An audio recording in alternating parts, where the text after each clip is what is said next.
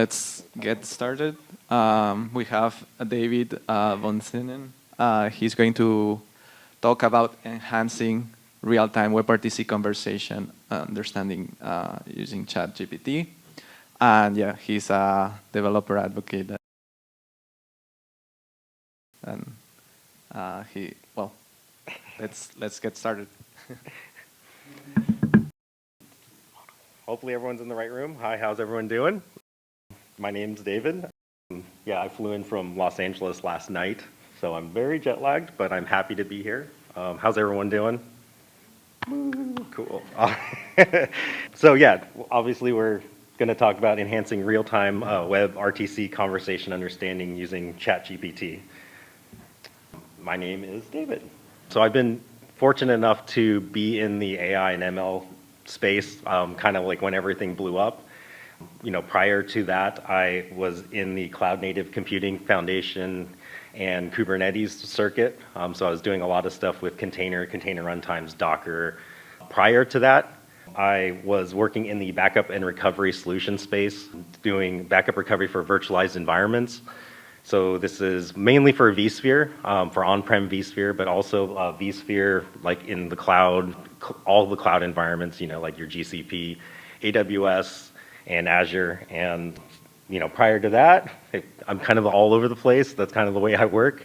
I was in the fiber channel business, so I was working at a fiber channel company. So that's where all the storage backup stuff comes in. So I was working in the fiber channel, doing everything from like firmware, driver, application management for on-prem storage. So for the agenda today, we're going to talk about conversation understanding. What does that mean? I kind of thought we should start with that because it's kind of important to understand like the concepts behind that before we start to try to apply that to like WebRTC and like live meeting conversations. And then why ChatGPT and large language models? Like why is that a thing? Like why do we actually care about it? I'm sure everyone in the room's kind of played around with ChatGPT at this point. So why is that a thing? Like why do we actually care about it in the terms of like virtual meetings and like WebRTC? And then next we're going to talk about taking like what we've learned about conversation understanding and how we're going to do that in virtual meetings, and then like take ChatGPT. In reality, it could be any large language model, but specifically ChatGPT in this case, and like how we can combine the two and hopefully do something pretty interesting and pretty cool. And then hopefully, if my timing is right, we'll have enough for questions for Q&A at the end. So let's talk about conversation understanding. So before I get into that, I kind of want to talk about like why conversation understanding is important. So kind of like to set the stage for like why it's relevant. And so here's some statistics from Zoom.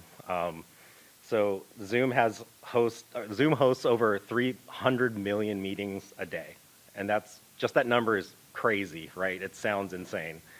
Virtual meetings have increased 48% since 2020, and then going into 2022, it's increased 77%. It's predicted that from 2021 to 2028, the increase is going to be about 24 or 23.7%. On average, a person spends about 4 hours in a meeting a day. I can tell you it's a lot more, or in a week, sorry, and I can tell you mine's a lot more than that. So there's a lot of people in a lot of meetings every day. So because the pandemic accelerated, obviously, like virtual meetings, we couldn't go to the office. We're doing all of our meetings virtually because we had to all work from home. I've actually been working from home for about like 10 years now. So when the pandemic hit for me, it was kind of just whatever. But it was a lot of people working from home, a lot of people conversing over digital formats, no longer able to go to the office and have physical meetings into a brick and mortar setting. So because everything kicked off online, there's an opportunity here to record everything, right? So to record all these meetings, what's being said, all the conversations that are happening, using WebRTC applications. And by record, I mean listen in and do automatic speech recognition. So take the speech and translate everything down to text. And there's real value in having an understanding of what's being said in these conversations, right? So obviously the immediate benefit is like doing closed captioning, so you can close caption your meeting so you can understand what people are saying. And then at the conclusion of your meeting, you can have it, get a summary of everything that's been said, so you can like go through later on instead of having to watch a video. And so what is being said and how it's captured is really important. So like the higher the accuracy for what's being captured, like the better that we can understand like the meaning, the actual intent of the conversation and what's being said. And so you'll hear a lot of things about like word error rate in this particular conversation AI industry. So like word error rate is like whether I got the word translated correctly or not, and then you also get like a confidence score. So based on all of the words that was said in this conversation, this is my confidence that I got the thing right, you know? So just be, when you get into like the NLP and stuff like that, just be like aware of like those things. So then what is conversation understanding? So conversation understanding is a combination of many things. It's a combination of automatic speech recognition, so taking that speech and translating it down to text. And then it's extracting the knowledge or the content or the intent by what is being said. And then, we're getting fancier these days, and it's also the art of like simulating conversation. So like simulating human conversation from like the AI or the computer's perspective. And so, just to kind of like give you like both sides of, translating and doing like conversation understanding, we've all had the experience where, you're on your phone and you do Siri or Google or whatever it is, and you try to do speech to text and you look at it and you're like, holy heck, like what the heck did this thing like translate, right? And if you're lucky, you catch it, and if you don't, you're like, dude, you're just doing the autocorrect thing, and you're like, I didn't mean that asterisk, asterisk, this is what I actually meant to say. So that's why it's really important, because if we're using the incorrect translation for things, then the overall conversation just starts to go downhill, and then our understanding of that conversation like degrades quickly. So if we take like as an example right here, extracting conversation insights from a particular sentence. So I have this example here is, where is David going on vacation in 2 days? So first with this sentence, we recognize that it's a sentence, but it's also a question, right? And from there, we have two entities. So they're like named entities. One is David. So that's a person, that's me. And then 2 days is a length of time. And if we had the entire context for this sentence, we might actually have a topic or a theme that's running throughout this conversation, right? Like vacation or PTO, personal time off.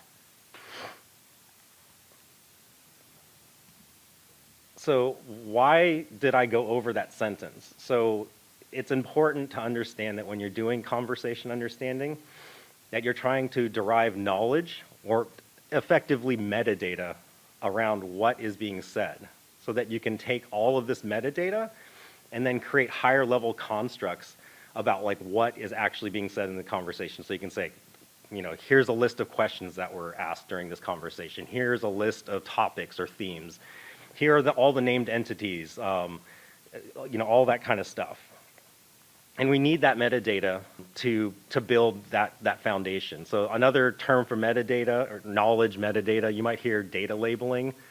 So that's taking like pictures, and if you have a picture of a dog, right, you might see just like in the basic sense, dog, right? But if in like the true sense of like gathering data about your data, what happens if this dog is a chocolate lab named Charlie? Notice you have like a lot more information that you're extracting from that conversation if you can like pull more data from what is being said. So that's kind of like the foundation at a very high level, as quick as I can possibly do in like 20-ish minutes, for like what like conversation understanding is. But at the root of it, it's really getting to understand like what the meaning or the context of what is being said is what's happening in that conversation. So previously, right, before we got into this huge blow up of machine learning, people tried to do chatbots and tried to do things where we wanted to like do certain things based on the conversations that were being had, like what mostly at that point in text form and not really streaming, except for maybe like the closed captioning stuff. The way it happened back then, right? It kind of similar to the way it happens today, right? It's you are doing token parsing, right? You're taking a sentence, you're extracting the tokens or the individual words that are being said in a sentence, and then trying to do actions, like do things based on like what is being said. And more complicated systems back then might have, you have multiple tokens that were appeared in a sentence to trigger like an email. Or very, very sophisticated systems back then, you might have maybe the previous sentence or two. You might take the tokens from that and carry that context forward into like what is currently being said, and then make a more complicated decision on the actions that you're doing, right? So like sending an email because 3 sentences ago we're talking about an overall theme for vacation, right? Today though, there's a great opportunity with like conversational AI, LLMs, to go way, way, way beyond that. And it enables AI and ML to like participate in the conversations for the first time. So it's not just reacting things to that are being said, but AI and ML can effectively digest like what is being said, the context, and then do very, very, very intelligent things based on its understanding of the conversation. So yeah, the kind of the key takeaway from this, obviously, because we're talking about real-time communications, we're talking about ChatGPT. We want to participate in conversations using AI, have influence over the conversation. So a lot of the stuff that you'll see in this particular field is a lot of it you'll see as like post-conversation analytics. So you'll take a recorded like Zoom video and then like run it through like ChatGPT or whatever LLM AI model that's there, and then extract some information or some detail from it. In our case, so like doing like real-time streaming platforms for communication, like WebRTC, there's an opportunity not only to do that in real time, but there's also an opportunity to influence like the actual conversation. So influence the direction of a conversation using AI. Just checking my time, oh my gosh. Okay, so why ChatGPT and large language models? So, like, why should like WebRTC care about this kind of stuff? So as I said before, like, chatbots historically have reacted to keywords. They were very simplistic at best, and then you would trigger an action on that. So if you wanted to perform an action, you would have a programmer identify, tokenize the thing, have a programmer implement code to send out an email, or make an API call, do something cool. It's changed, right? So ChatGPT has really kind of democratized like, AI and machine learning and ML and, chatbots, like all that stuff. And how they've been able to do it has been to basically create human-like interactions using sentences in conversations, right? If anyone's played around with, OpenAI, you ask it a question and it spits out something. So the interaction is in conversation format. So if you played around with their UI, it's, you're having a conversation with an AI, right, with an AI system. So why have they been successful? So first, there's easy access. Second, there's conversation that you can, carry history forward so that it knows the context of what's been said previously. So they've been successful mainly because the participation has been meaningful. Like if you asked ChatGPT a question, you get something relatively close to like what you're looking for, right? And so that meaningful participation, like what does that look like actually? Now if we like, I've been like dancing around at this stuff at a higher level, like what does that look like under the covers, right? So that's basically machine learning, and machine learning at the very root of everything is like next token prediction, right? It's taking what's been said or pictures or music, deconstructing it somehow, parsing tokens out of it, assigning value to those tokens, taking the collection of tokens, taking the overall value, what result or what token or tokens are going to best answer or be the next thing that leads into that next token or that next or that next sentence and then that next conversation. And so that's kind of at machine learning at a very high level, that's all it is. You know, at its very core, super, super high level, next token prediction engine.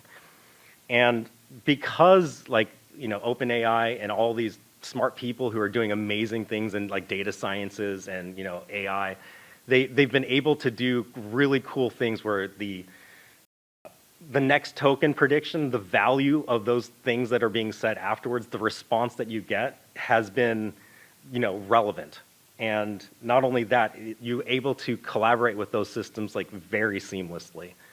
And I kind of threw this last bullet point here. I just wanted to like call out that although ChatGPT and you know all these AI and LLMs out there, they're very meaningful. They might be sometimes too meaningful in the fact that they hallucinate, right? So you just need to be aware of that, right?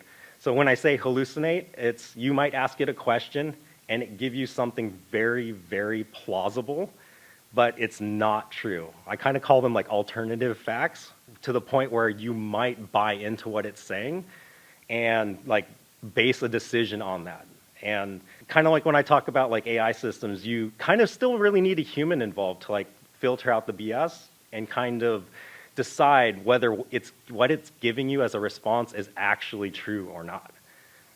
But and on the flip side, it can do really amazing things, right? As Illinois Tech white paper study here, right? I've linked it here. ChatGPT was able to pass the bar, and that's like freaking amazing, right? That's super cool.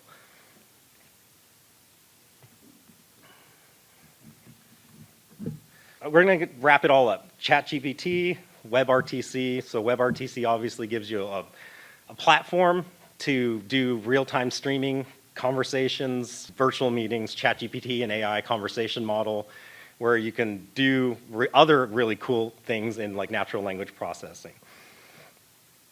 So the title of the talk is Enhancing WebRTC Conversations. And kind of like there's a perfect storm of stuff that's happening right now.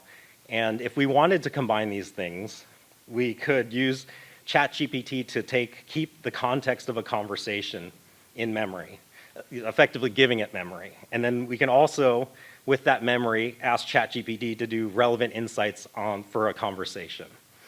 And then we can also, because we're doing text, you're getting text back from ChatGPT, you can use libraries out there to do text to voice, effectively giving ChatGPT a voice. So instead of talking about it, I thought it would be kind of cool to just do it. So this demo, sorry about the slide here, because it's not in full screen. So this demo is based on an open source project by Theo Monom and Russ Desaw. It's LiveKit, so it's a WebRTC implementation. I have no affiliation to the company or the people. It was a really cool project. It's open source, like I said. It's a WebRTC implementation, and we're going to combine it with ChatGPT, and we're going to hopefully do some cool stuff. So I just wanted to give them a shout out. I've heavily modified their implementation. The code is checked into my GitHub repo, so you can take a look at it, use it, play with it, extend it, whatever. And yeah, let's just go ahead with the demo here. Okay, so the first thing we're going to do is, because this is like a LiveKit UI, like WebRTC application, the first thing I'm going to do is just start the UI. And ooh, if I'm in the right directory, so now you know this is actually happening live. Okay, so start the UI. Cool, my security stuff is up. My firewall. And the next thing we're going to do, there's a second component besides the UI. It's a bot, and it's effectively ChatGPT with a voice, and it's implemented as a WebRTC client, and we're going to have that. We're going to start that service right now. The next thing we're going to do is we're going to load the UI, and I'm going to join a meeting. Hopefully that thing starts up. Oh, that is definitely way too low. Cool. I have joined the meeting. There we go. I'm going to need to take this unique ID from the meeting. This is basically just a unique ID to identify this meeting. And then next I'm going to instruct WebRTC client, that bot. Oh, by the way, the bot is named Kit, so it's named after Knight Rider. So if anyone remembers the show from the 80s, Kit is a car that can talk like AI kind of style. So I'm going to instruct Kit to join.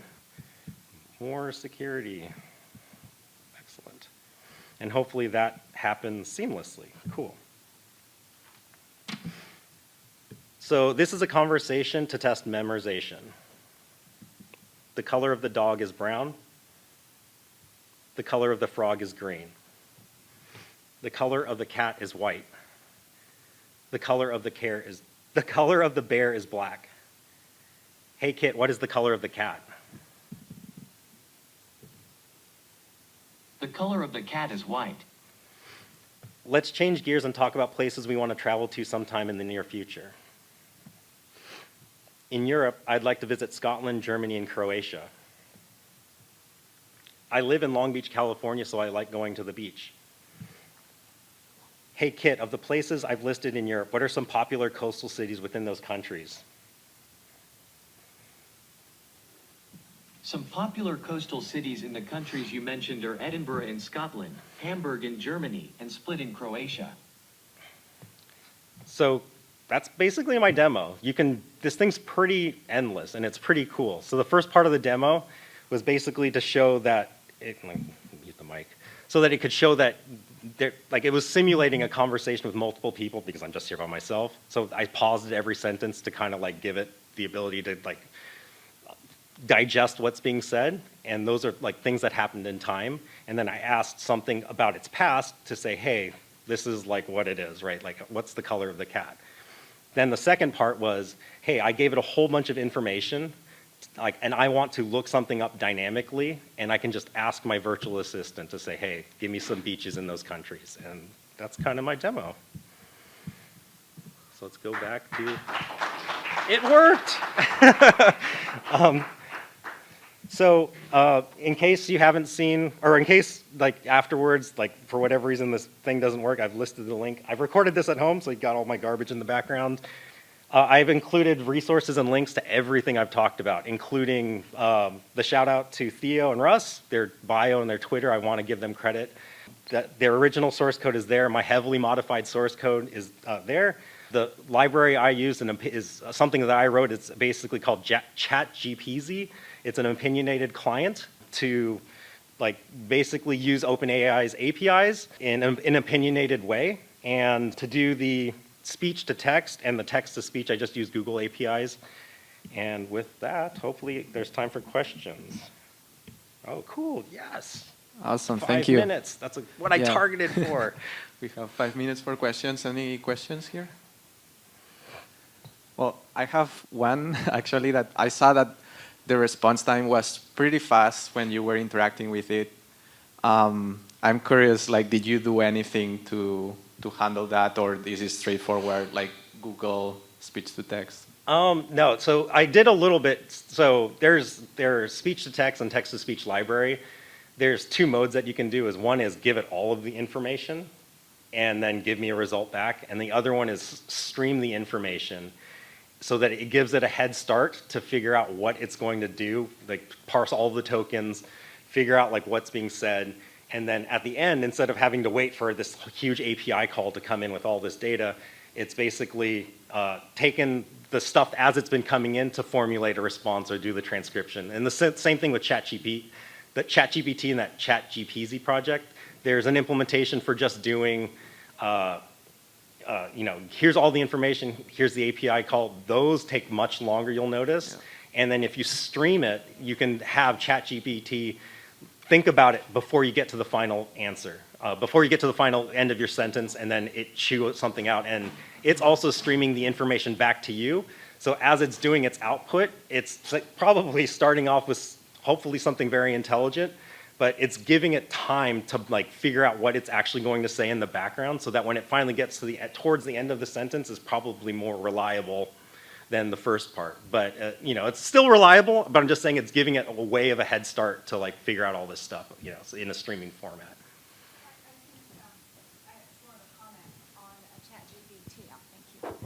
comment on ChatGPT. Whereas if you are getting information from ChatGPT, it's important to recognize that unless you're feeding it information that you want to retrieve, if it's gaining information from the internet, it's going to gain from all sources that you don't know if they're reputable. For sure. So if you gain some information that you think you need to cite, well, you better cite it, whether you think you need to or not. Make sure you cite it, because it might have taken something off a phony website. Oh, yeah, for sure. And probably no one here is that gullible, but they would just take something like that for a fact. Yeah, and then not only that, right, that's 100%. And not only that, everything that you feed into ChatGPT, it's theirs now. Like that data, that information is there. So Google, Samsung, IP breach or whatever with ChatGPT, and you'll find that they accidentally released some patentable stuff or trade secret stuff that you can now Google on the internet. So actually, that's a perfect segue. So I actually have a second talk tomorrow.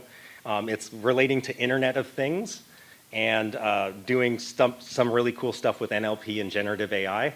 In that case, you can actually, I have instructions. I still need to tweak something a little bit, but there's instructions to use Llama 2 to run it locally on your laptop or your IoT edge device so that nothing goes to the internet. And so you can do things like that if you have a trained AI model. Instead of having OpenAI, learn about all your secrets and stuff, run a local model, or run a model locally and then destroy all the information if you want. Also, you talked about using AI and AI and real-time communications, and I've done that, but not with a language model, with a music model. So where I use Max Patch as an AI for music generation, and then use that with music real-time communications. Yep, for sure. At the same time, So cool. I hope everyone enjoyed it. And yeah, thanks. Thank you.